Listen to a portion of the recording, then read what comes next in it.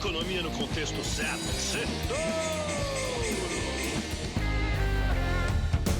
Boa noite, Brasil e ouvintes da Jovem Pan. Bem-vindo a mais um Sextouro, o resumo da semana econômica no contexto certo. E que semana turbulenta, hein? Foi volátil aqui e no exterior. No Brasil, a expectativa era com a votação da PEC emergencial. Lá fora, muita atenção com o comportamento dos juros nos Estados Unidos. A volatilidade estava tão forte que alguns pregões a Nasdaq afundava, a Bolsa da Tecnologia caía, enquanto o Dow Jones batia recorde histórico. Touro de ouro, máxima. O S&P também bateu máxima histórica ontem, depois que o mega pacote de 1,9 trilhão de dólares lá nos Estados Unidos foi sancionado e reforçou o apetite por risco global. Aliás, a semana também trouxe outras surpresas positivas que foram desde a inflação americana arrefecendo até notícias de vacinas. Nos últimos dias, a gente viu um esquenta para a super quarta do dia 17. Quarta-feira que vem vai terminar a reunião do Copom para decidir os juros do Brasil. E lá nos Estados Unidos, o Federal Reserve, que é o Banco Central Americano, também anuncia a direção dos juros por lá. Aqui, eu acho que o juros sobe semana que vem. Nos Estados Unidos, não. O Banco Central Americano tem prometido não subir os juros até setembro de 2023. E por falar em política monetária, o Banco Central Europeu decidiu manter os juros zerados ontem, na quinta-feira, e acalmou o mercado, dizendo que vai até injetar mais dinheiro na economia para ajudar a recuperação econômica da zona do euro. Bom, voltando para o Brasil, vamos ver os gráficos da Bolsa, o azul, né? A Bolsa brasileira, né, na segunda-feira, caiu com força, depois daquela notícia lá do Fachin, né? O Edson Fachin surpreendeu a todos, assustou os investidores quando anulou todos os processos da condenação do ex-presidente Lula lá de Curitiba e ele ficou elegível. A Bolsa afundou 4% esse dia e o dólar disparou para quase 5,90. Esse dia foi fogo, tinha urso para tudo que é lado. Mas essa semana também foi marcada por várias aquisições corporativas e a gente vai falar, como por exemplo a TOTVS, que comprou a RD Station por quase 2 bilhões de reais. Vamos ver aqui então. Na segunda-feira a Bolsa caiu com força, né? Na terça andou um pouquinho de lado, já na quarta-feira já começou a melhorar, né? Subiu 1,30%, na quinta-feira subiu, tá? E na sexta-feira, hoje, caiu um pouquinho. Então a Bolsa terminou a semana com 0,90% de queda, tá? Não foi uma semana muito nervosa, não foi muito nervosa. Começou mal, mas não terminou tão mal. E o dólar, por sua vez, tá? O dólar, por sua vez, subiu com muita força na segunda-feira. Na terça-feira, quarta-feira, quinta-feira, o Banco Central foi atuando, foi vendendo, nós vamos falar, e ele terminou, né, a semana aos R$ 5,55, com 2,25% de queda. Bom, vamos lá, vamos falar dos principais temas que eu escolhi para essa semana como os mais importantes no cenário econômico. O primeiro é o pacote, o mais importante, o pacote de estímulo trilionário lá nos Estados Unidos. O mega pacote de 1,9 trilhão de dólares lá do presidente Joe Biden foi aprovado pela Câmara e sancionado ontem pelo presidente americano. A gente estava esperando desde quando Trump era presidente, vocês se lembram? Os americanos vão receber cheques de $1.400 por mês e aquecer o consumo por lá. E o consumo, a gente sabe, é a principal variável do PIB. O cheque veio mais alto lá para os americanos, bem acima do esperado, por conta da onda azul dos democratas, que agora tem maioria no Senado e na Câmara, tá? E na visão da chiquérrima Christine Lagarde, presidente do Banco Central Europeu, esse dinheiro deve ajudar na recuperação global e especialmente a Europa, a zona do euro, tá? E na visão do Pablo da Jovem Pan, esse dinheiro vai circular no mundo inteiro, deve migrar para os emergentes e vai sobrar um trocado até para o nosso Brasil. E trocado dos americanos é muito dinheiro por aqui. A secretária do Tesouro americano, Janet Yellen, não acredita que esse pacote, né, que vai injetar quase 2 trilhões de dólares na economia, deva causar muitos problemas com a inflação, já que, na opinião dela, a inflação ainda está baixa lá nos Estados Unidos e longe da meta do Banco Central americano. O Bernardo Mota, economista da EQI Investimentos, acredita que a gente pode ter uma inflação de curto prazo, tá, lá nos Estados Unidos, mas ele não acredita numa espiral inflacionária que fique fora de controle. Ele me lembrou e mandou um gráfico, aquele gráfico branco que ele vai botar aqui agora, né, que o desemprego americano, ele lá nos Estados Unidos, o desemprego está mais alto nos Estados Unidos do que antes da pandemia. E eu confio muito nele porque ele acerta muito. A gente pode ver claramente que o desemprego aumentou muito, voltou metade, mas ainda tem muito para voltar. Ou seja, se a inflação não vai pegar tão forte na opinião dele, tá bom? Bom, nessa semana, por que eu comentei isso? Porque nessa semana os receios de que os estímulos financeiros, essa mega injeção de dinheiro nas economias, pudesse provocar inflação nos Estados Unidos. E isso fez com que os juros dos títulos de renda fixa pré-fixados lá nos Estados Unidos subissem, né? O que deixa a renda variável menos atrativa. Lembre-se, quando os juros sobem, a bolsa cai. Bom, 2. O esquenta pro Copom. Essa semana a gente viu aí alguns eventos que pressionaram a inflação e devem influenciar a decisão do Banco Central brasileiro sobre a taxa Selic na semana que vem.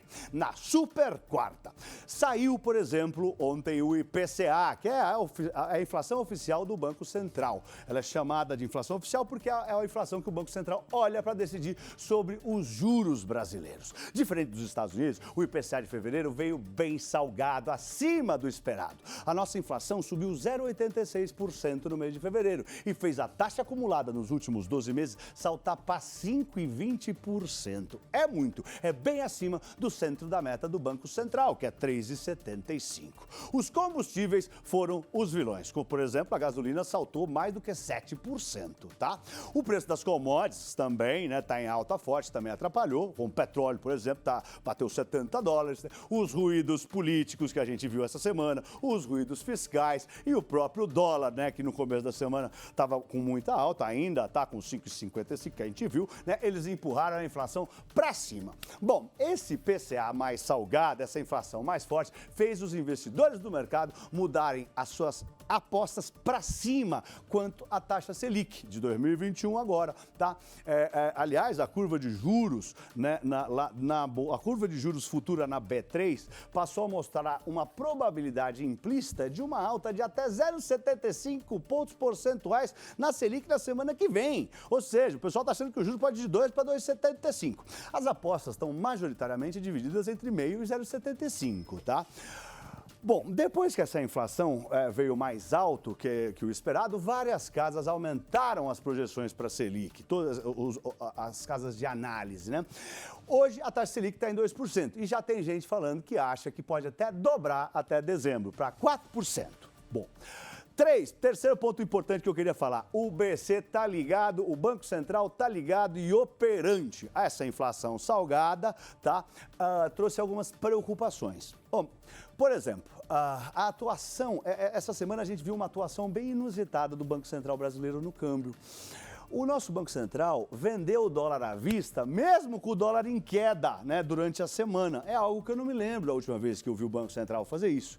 Vale lembrar, claro, que na segunda-feira o dólar tinha disparado, né, com o assunto do Lula, né, quando o Fachin cancelou todos os atos da Lava Jato contra o Lula lá de Curitiba. Mas, e aí o dólar vinha caindo, e aí o Banco Central foi vendendo o dólar, mas ele estava caindo naquele dia. Na semana, o dólar ainda estava em alta, tá? Nos últimos 3 dias, a nossa autoridade monetária, o Banco Central, vendeu e ajudou a derrubar um pouco o dólar e, com isso, reduziu a pressão sobre a inflação. Isso é bem importante. O Banco Central, aliás, ele tem corretamente anunciado essas operações na véspera, tá? E o mercado, né, não ousou ir contra o Banco Central. Aliás, tem um ditado no mercado financeiro que diz: nunca aposte contra um Banco Central. Isso foi o que aconteceu. Bom, a expectativa, gente, é que com a Selic subindo, né, provavelmente o Banco Central deve subir o juros semana que vem, que com a Selic subindo, isso fortaleça o real. Ou seja, o dólar pode cair com dinheiro estrangeiro entrando para investir em produtos de renda fixa aqui no Brasil. Lembrem-se, o renda fixa ele perdeu quase toda a atratividade para o estrangeiro com juros a 2%. Pensa comigo, se a Selic, né, terminar o ano a 4%, ela vai estar pagando o dobro do que paga hoje. Quando a gente aplicar no renda fixa no banco, vai estar pagando o dobro. E os estrangeiros, que muitos deles foram embora por conta dos juros baixos, antes o Brasil pagava muito, agora paga pouco, eles vão voltar, né? A vida de um banqueiro central, né, eu fico imaginando, não é fácil. E aqui no Brasil ainda é pior. Parece um peão boiadeiro tentando controlar um touro bravo naqueles rodeios lá. Então fica aqui o meu parabéns para o presidente do Banco Central, Roberto Campos Neto. Vai, Tourinho! Bom lá. Outro ponto. O quarto ponto é a PEC emergencial. Foi outro assunto quente essa semana, né? A votação da PEC do auxílio emergencial na Câmara. O auxílio emergencial é aquela ajuda, o dinheiro que o governo tem dado aos desempregados por conta do coronavírus. Os parlamentares deram um susto no mercado essa semana. Chegou a ser cogitado a proposta da PEC ser aprovada sem nenhuma contrapartida fiscal, como defende, né, a equipe econômica. A equipe econômica queria uma contrapartida fiscal, mas, gente, no final deu tudo certo. No fim, o governo teve que ceder no gatilho e permitir as promoções automáticas para os funcionários públicos. Esse foi o preço, tá? E a PEC manteve o limite de 44 bilhões para serem gastos com o auxílio emergencial, que deve começar a ser pago agora, em março, e contribuir para a retomada da economia do nosso Brasilzão. Quinto ponto importante, as vacinas, né? Por falar em recuperação da economia, né? O avanço das campanhas de vacinação mundo afora estão contribuindo para a diminuição de várias restrições no exterior. O presidente americano Joe Biden falou ontem que todos os americanos adultos podem ser vacinados a partir de maio e que ele quer todo mundo vacinado para as comemorações de 4 de julho, que é o feriado da independência americana e é muito importante para eles lá. No Brasil, o Covid bateu recordes de mortes essa semana. É muito triste, está todo mundo de luto, tá? É uma situação horrível, né? O ministro Guedes disse que a gente vai ter 100 milhões de vacinas da Pfizer até setembro, queira Deus.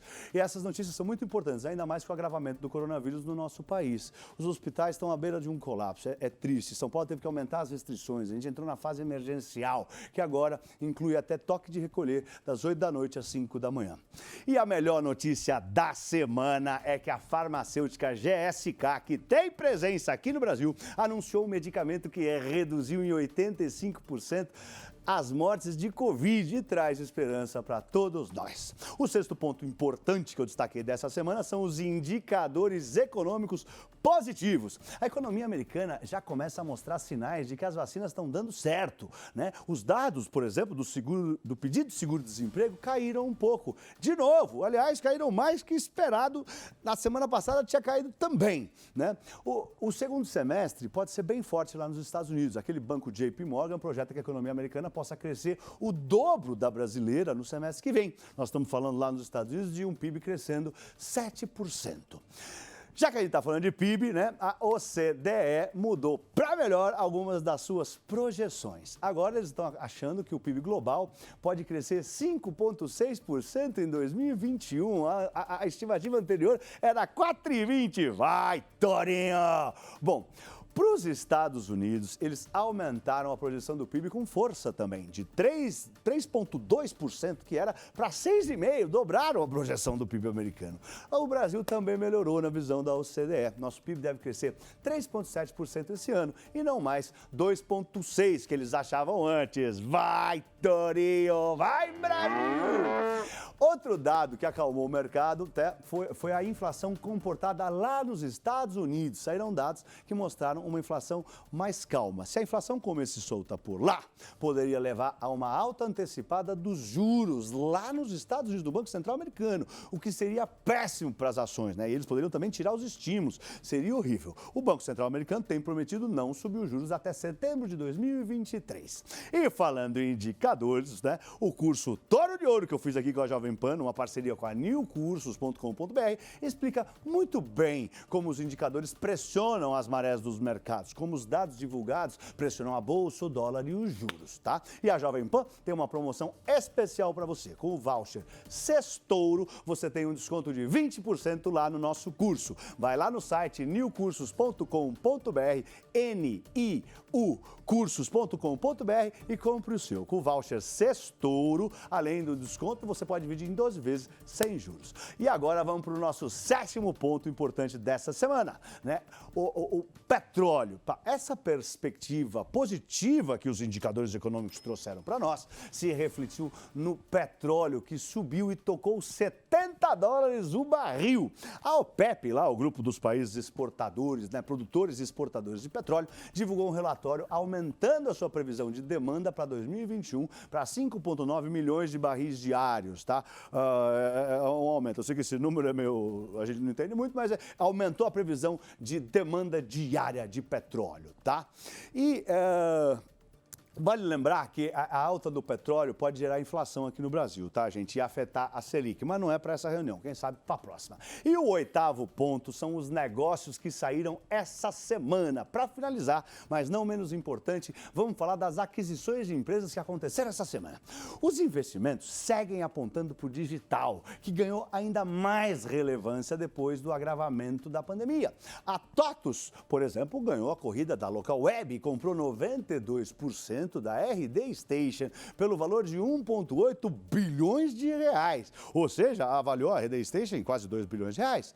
Eu conversei com o Romero Rodrigues, que participou desse deal, né, desse negócio, e ele estava bem animado. Pelo que eu entendi, a compra da RD Station pela TOTUS insere essa companhia no segmento de marketing digital, né? A impressão que fica é que a empresa está rejuvenescendo. A nova TOTUS vai ter boa parte das suas receitas vindas de serviços digitais. Então, acho que é meio que um combinado de juventude com experiência. A Droga Raia também anunciou a aquisição da Health Beach, né, que é uma startup que presta serviços em saúde. E a Arco Educação anunciou a aquisição de ensino da Pearson, que é uma empresa da Coque, né, do Dom Bosco, por 920 milhões de reais. É bastante. E para a semana que vem, né, além da super quarta decisão de juros dos Estados Unidos e no Brasil, vai sair o IBCBR, que é a prévia do PIB brasileiro, tá? E não esquecer, anotem aí, o pregão lá nos Estados Unidos, tá? Volta a operar no horário de verão, tá? Então o fechamento dos mercados, lá as ações à vista, vai voltar, vai fechar às 5 da tarde, hoje está fechando às 6. Então vai ser das 10h30 da manhã até às 5 da tarde, hoje é das 11h30 às 6. Gente, é isso aí, nos vemos semana que vem, espero que vocês tenham um final de semana maravilhoso. Eu sou Pablo, até semana que vem. Vai, Torinho!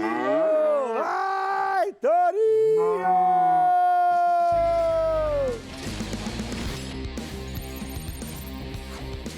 Economia no contexto certo. Sextou!